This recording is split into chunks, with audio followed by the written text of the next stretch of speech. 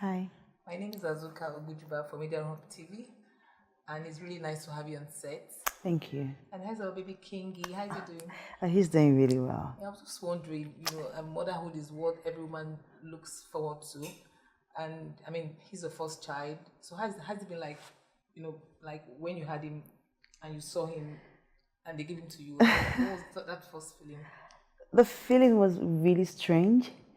I'd say strange because I saw my heart on my arms.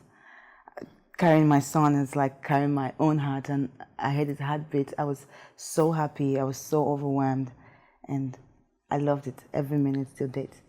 So, I mean, when you had him, were you thinking that, did you think about, how, if it was going to disturb your career, or you just didn't care about career for that period of time? Truthfully, I didn't have any other thoughts apart from being a mother.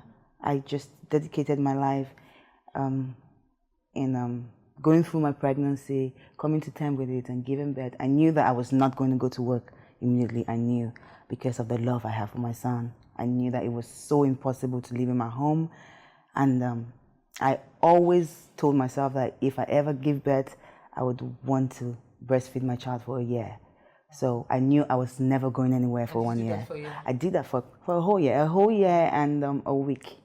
Oh. Yeah, thank you. But what do you miss most about being single? What do I miss most about being single? Well, you really don't miss anything. Life is in stages. When it's time for you to be single, you'll be single. When it's time for you to be married, you'll be married. When it's time for you to elevate into another stage of your life, you would. So I would not say I missed anything being single. My single days were my single days. I did what I did in my single days because that was what was expected. Yeah. So, but now I don't miss it. Okay, what has been your greatest challenge as a mother? Everybody has a story to tell when it relates to motherhood. What has been your story? I have never had any challenges with motherhood. I have a competent nanny. If I'm not there, I know that she's able to take care of my child. If I didn't have a nanny, the welfare of my child in my absence would have been one of my greatest worries. But I do have the best workers. I work with the best people. And anytime I'm away, which is hardly ever, and I know my son is safe. Now, I also noticed that lately you launched your foundation, and can you just tell us a bit about what it's all about? I've seen pictures of you at schools, giving out school materials to students, so what's it all about, really? Well, my foundation wasn't launched recently. My foundation is almost 10 years old. Oh. Yes. What you've been seeing is an initiative that my foundation took upon itself, which is the Back to School project, the Tonto Dikeh Back to School project. Basically, we are sending children back to school. We're focusing on the girl child, but that's notwithstanding, we will help the boy child too. We're sending as many children as we can back to school, because I do believe that there's a saying that goes that children are the future leaders of tomorrow, and I believe in change. So if change has to come, we have to start with the younger ones who are going to be the change that we need to see in the future, or who are going to be our leaders in the future. So that's how the initiative was brought about. But the Tonto Dikeh Foundation has been around for 10 years. So why did you pick Baptist school? No, I didn't pick Baptist school. I'm going to random schools that need me. Okay, you've not acted in any movie for a very long time. Did marriage or motherhood slow you down, or have you decided to stop acting? No, before I had my child, I actually slowed down on that because of personal reasons. I needed to find myself. I needed to know what it is that I wanted. I was blocked. I was blocked emotionally. I was blocked spiritually. I had this veil covering me that I needed to identify with something greater, which was God. So I left movies to find God. And ever since, I haven't gone back because I gave birth to my son. Okay. But I left movies before I gave birth. Okay. But that's not saying that I'm off the screen forever. I am coming back. Yeah, we can't wait to see. I'm sure your fans can't wait to see you. I can't even wait to be back on set. I'm sure they can't wait to see you on set. I can't. And lately, we, of course, you're one of the big faces in the Nollywood industry in Nigeria, and of course, your fans, follow everything you do, and lately, there's this noise about issues that you're having in your home and everything. So what do you have to say to that? There was, so many stories here and there, and so what do you have to say to that?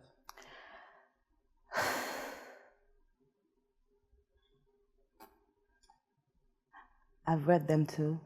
I've seen them too. And truly they hurt. That's the word I can quantify how I feel about it. And like you rightly said, it is only because I'm a public figure that everything is out there. In all of this, I'm just praying for strength. I'm praying for wisdom.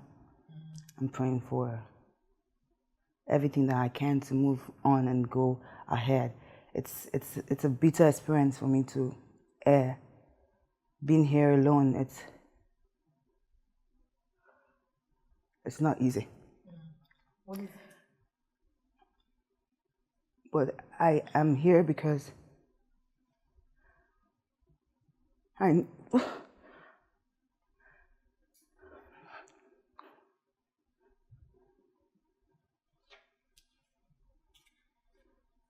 here because I believe that I'll be helping someone somewhere. Will you say that your experiences in marriage, do you have like regrets? Because it's the first time you're the first marriage. Will you say that, do you have any regrets going to the marriage or something? Because it's like your smile. Well, the way I live my life, the way I am, I try not to regret anything. And I see every stage that I am in as an elevation. I feel like I'd go through that fire and I'd come out stronger than I was before. So no, I don't regret my marriage. As a public figure, a lot of people will like you, but some won't like you, and of course, I'm sure sometimes you must have had some embarrassing moments where people say things to you, like, and you're wondering, where is this coming from? What has been your most embarrassing moment as a celebrity? Living a lot. Yeah, they have been a lot. I cannot pinpoint an event or explain, but I know that there have been a lot. Just sitting down and reading something really ill about yourself, it's even embarrassing. Yeah. So, like, what story would you like to delete about yourself from the internet if you had your way? If I had my way, I'd like to delete everything. I'd like to delete my whole existence because of my child. Because I know that the internet never dies. It's gonna grow up. It's gonna read them. And it's gonna hurt him.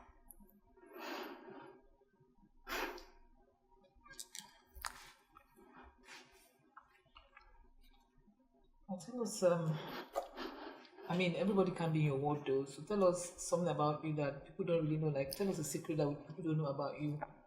Like your person who is Tonto Dikeh. But I think that people don't know that I am born again.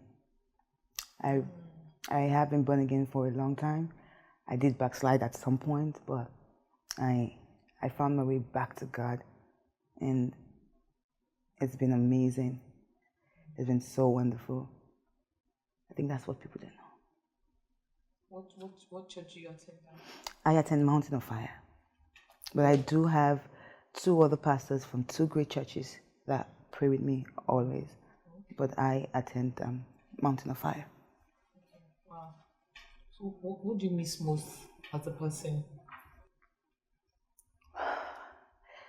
Well, it's very hard for me to be away from my child.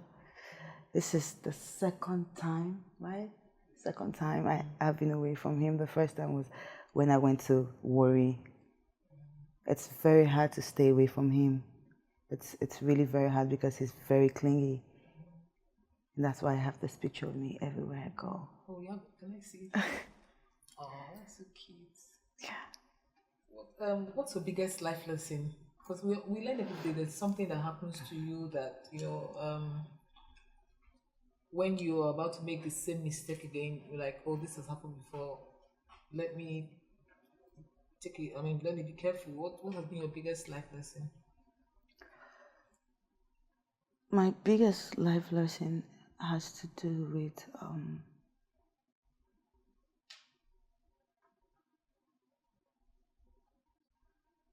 really has to do with not letting anything bother me. Going through whatever it is you're going through and not letting it bother you. That's the biggest life lesson. And of course, people that don't really know you very well must have had a lot of wrong misconception about you. So what is which one really how you hear something about you that is not true and it really, really makes you cry? Which one has really brought you so close to tears? I've heard a lot of things about myself. It's the same thing. It never changes. But something that has really, really hurt me in recent times is someone coming out to associate me with drugs, with drugs as a mother. That hurt me so much. Hurt me so much because nobody sees how good of a mother I am. Nobody knows the sacrifices I've made for my son. I have a file at home. I do a drug test almost every month, and I write a letter to my son. And I put it.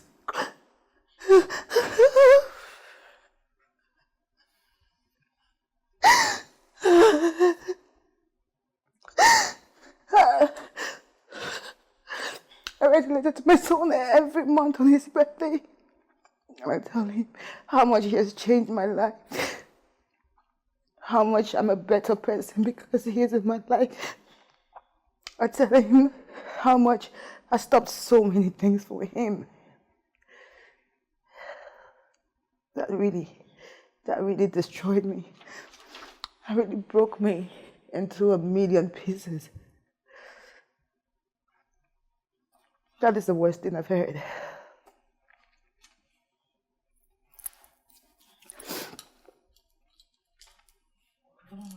Well, recently I actually followed your social media I don't know what to call them, rants explanation when you had to explain to some people that things that happen in your married life. When you said you had to treat a lot of STDs because of your husband. I mean, how, I don't know, how true was that? And you also said he was also beating you. He said he was cheating on you.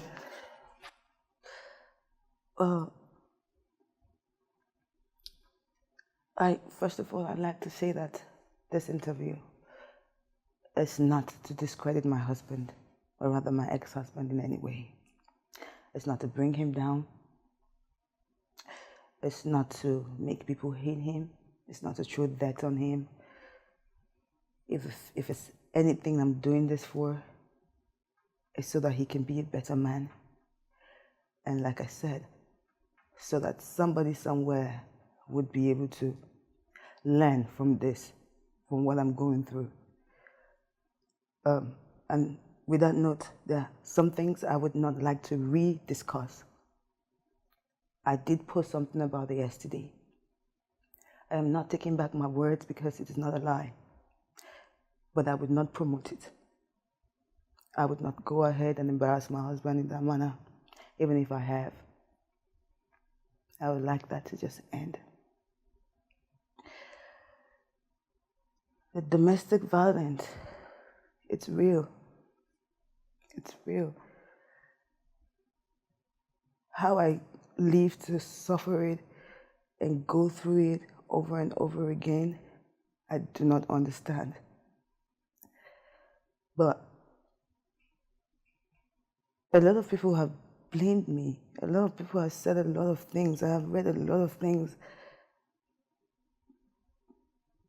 I stayed back in my marriage, not because of my child, because I believe that you cannot be abused or you cannot leave a child in the environment where there is abuse and you claim that you're doing it for your child.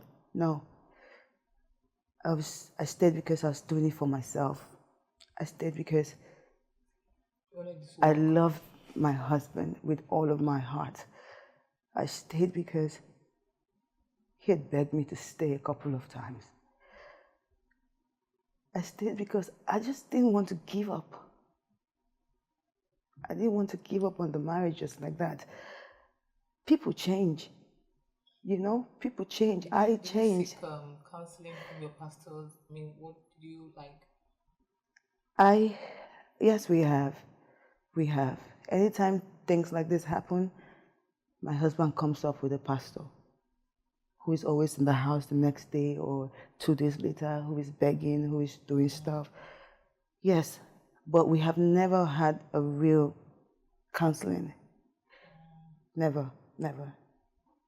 Because he wouldn't even accept that he's doing it.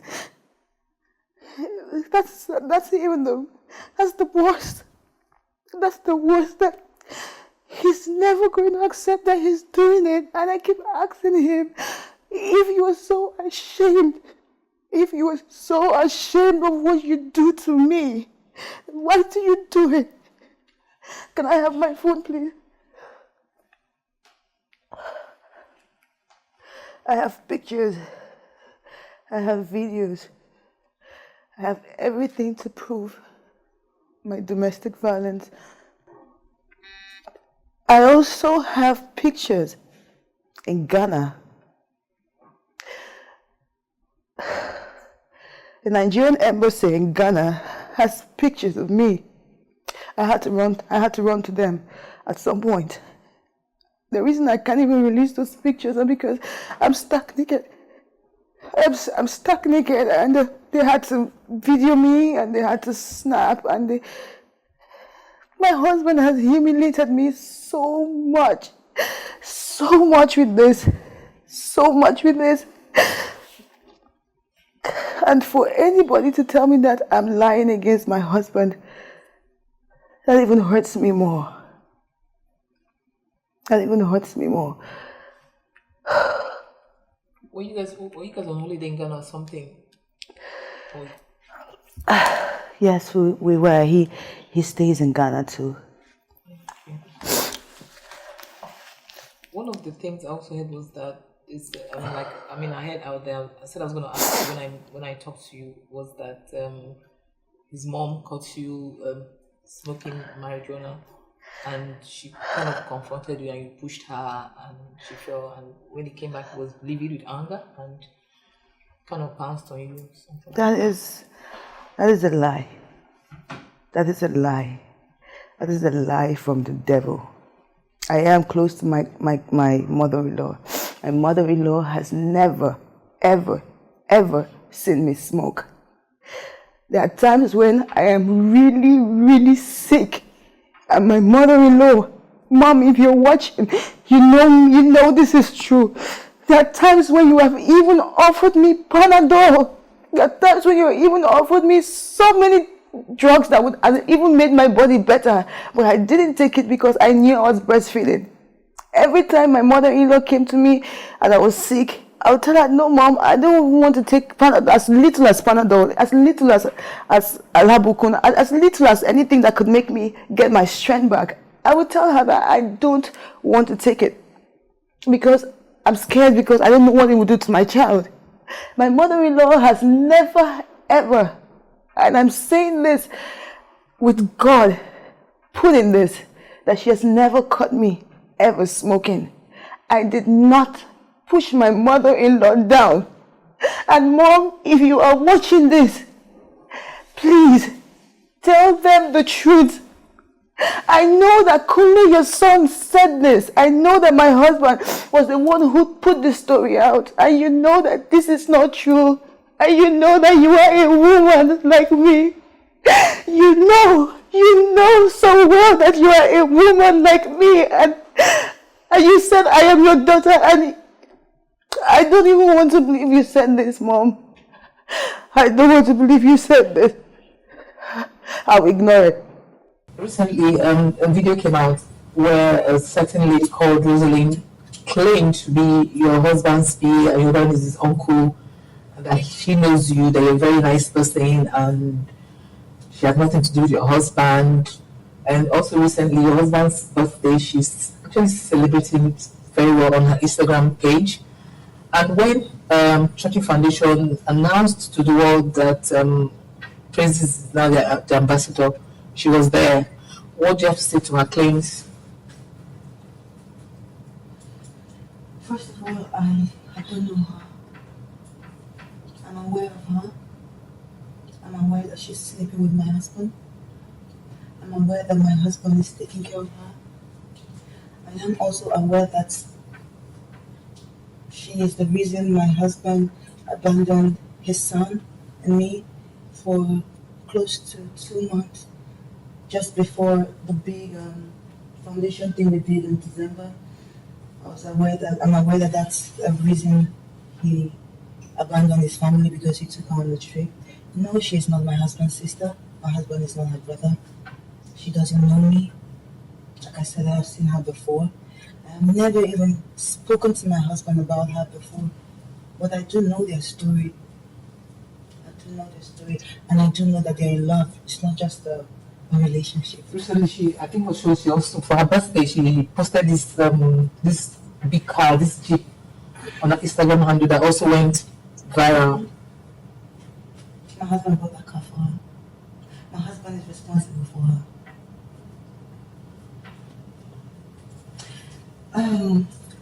I have pictures of them being on a trip abroad together. That's something my husband has never done for me. That's something my husband has never done for his family. Where that hurts me more is because I watch my husband make every single dime that he owns. I know the sacrifices that I made for my family. I know the sacrifices I have made. And all I expected was just for you to at least be good to your family. It was not the first time I've practically dragged someone off my husband's private part before. So women are not my problem with my husband. Women are not, and I'm not upset about it. I don't hate these women. I don't even want to glorify them and their act. I was once single. I'm not a saint.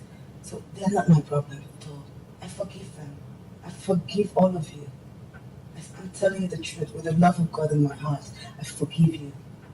I forgive you. But don't lie about it. Just keep quiet and just move on.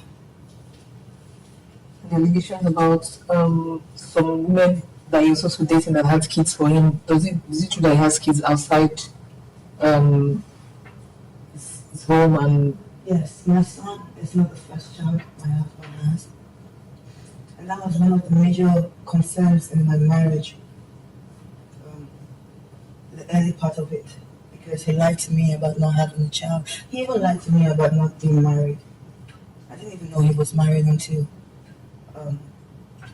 the day they posted the picture of the wedding. He didn't tell me he had a child. He always lied about it. I don't know how I found out, but I did find out. Recently, 2 women have contacted me that they have children for my husband. But I cannot verify it. Like I said, this interview is not to throw dirt on my husband. I cannot verify it. One of them said that her child is 9 months old. The other said her child is 2 years. But I can't verify it, just like I can't verify the gay claims on him. I have no knowledge about it. That this alleged that he's bisexual. I have no knowledge about it. I don't know if it's true or if it's not true. But I don't know anything about it. So from everything that happened, do you think that in the future you guys might work out things, or or just so that you just want to move on with your life? For me, if he's really repents today and you can tell he's changed, he's a Christian, would you like? I don't know what the future holds, but I just want to be strong for my son. I have moved on already. I just want to be strong for my son. I want this phase of my life to be over because it's preventing me from doing greater things.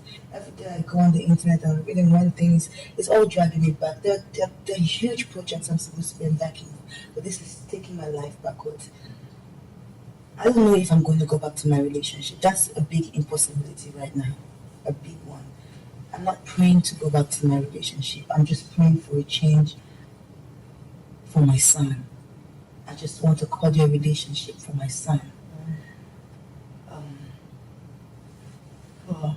He's hurt me so much in so many ways. It's crazy how this man keeps hurting me every single day. Because every day I keep hearing things, I keep seeing things. People from him are talking. Just 2 days ago, he moves men, elders away from my village, men that don't even leave their thrones, men that don't leave their seats. He brought all of them to Abuja, asking them to beg me. And 2 hours later, I saw a post of one Mr. Pauls assuming to be his manager, saying that I lied about my husband, that I had cars, I had my husband's money with me. I do not have my husband's money with me. I don't have any property that belongs to my husband. I left my home with nothing, absolutely nothing. The clothes I wear today, UT gave them to me because I left my home with nothing. I called her up one day. I was in so much pain. I was in so much pain. And I was just thinking of all the verbal abuse and everything that my husband says to me. And I felt so ugly. I felt so unworthy. I felt less than a human being. And I called Yeti up and I sent her a message. And I said that I wanted to feel powerful. And I wanted to feel beautiful.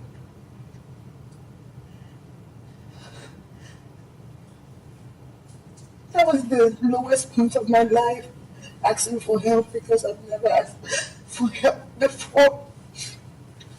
And she read it, and 2 hours later, she replied me. And I was so happy. So I do not want anybody saying I have anything about my husband. I do not have any property that belongs to my husband with me. That is a lie. No, I don't. All my husband's cars are with him. I would admit I did seize one car and I sold it off to give my son a better life. But I also have text messages on my phone proving that I'm being threatened. Proving that he said that the car was not mine and I had to return it. That they have police everywhere looking for the car. I have those proofs here. There's nothing I come out to say about my husband that I do not have a proof for. We don't have a proof. Sorry to cut you this time around. He also presented the car that he bought for your son for his birthday. So the car was, did he receive did your son receive the car? My husband never bought a car for my son on his birthday. The picture that was shown on the internet was a picture that has been very old. I took that picture, I live with my son, and I did not own a car. I live on Uber, and that's how I take my son to school and bring him back from school. That's how I run my home right now. We do not have any car owned by my husband with us. Tonto, I really appreciate the fact that you came on our set, and I don't know what to say. I'm just I'm stunned, and I don't know what to ask you anymore, really. And I think I just want to end this thing here right now. What advice do you have to give to women going through what you're going through in their homes?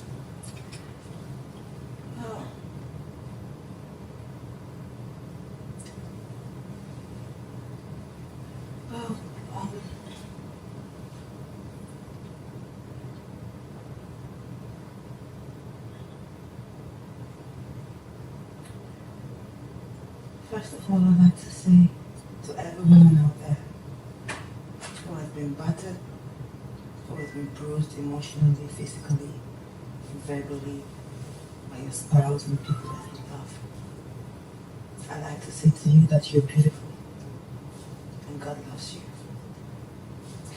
The truth about this issue is that most women live in self-denial about this. Most women want to stay and make it work. Most of us want to pray and see changes. But I advise you to seek help. Because in as much as you give yourself the idea that you're staying because of your children, or that you are in this relationship because you want to give your children a better life, you're actually really hurting them. If an abuser never saw anyone get abused, he wouldn't grow up to be an abuser. I took my child away from that environment because I didn't want him to grow up to be that kind of man. It's time for us to speak up for ourselves. It's time for us to heal properly in a better environment, in a better space. I know that the society also doesn't really help us women. The shame that the backlash that we get from leaving our husband's house, the shame or the bruises on your body that you refuse to show. Society, give us a break. We are also humans too. We need to heal. We need to tell our stories. I said it right from the first time I granted this. I came into this interview that this is not speaking from a place of anger, or this is not trying to tarnish the image of my husband. If my story out there gets to just one person and heals one person, I'm okay with that. I'm speaking up for all women. I'm speaking up today to say enough is enough. Love does not hurt. Love is not supposed to hurt. Love is love, and God is love. I'm never ever gonna say leave your homes, but please seek help. Please. I have a deaf ear. I can't hear properly with this ear. I have broken ribs. If I had died today, some other woman will raise my child.